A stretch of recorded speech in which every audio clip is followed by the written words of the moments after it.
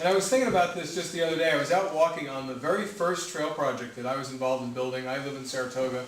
And we wanted to build a rail trail similar to what you're doing. Nobody wanted to put any money into it. We didn't want to deal with raising taxes, all the same fiscal issues we deal with in New York State. And we decided to build the project entirely by volunteers, entirely with donated materials. And we built the 2-mile, what's called the Bog Meadow Trail in Saratoga, if you get to see it. And that project was built about 20 plus years ago, more than I want to admit. And again, just out there this Sunday with my now 10-year-old son and a friend of his. And the amazing thing about that trail, in the 20 plus years that it's been there, I have not been there once in that entire period of time in any season where there hasn't been someone else there. And this was something that was a abandoned right-of-way in the community. It had all kinds of safety and other issues associated with it. Community got together, raised money, the lumber yard donated some wood, we built a bridge, friends got together and built benches, and it was a community building exercise. And locally that has become something that's been a very successful effort. Tomorrow night there's another public meeting in Saratoga County building another section of trail on those old abandoned railroad lines. So we're seeing that happen all over the state.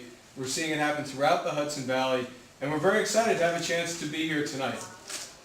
For me, this is a slightly different process than my consulting projects that I get involved in building with my company.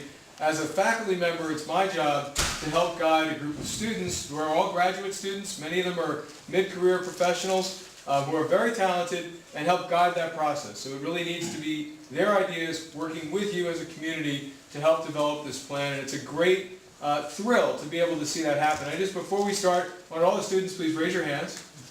You Albany students, please talk to these people, engage them in conversations.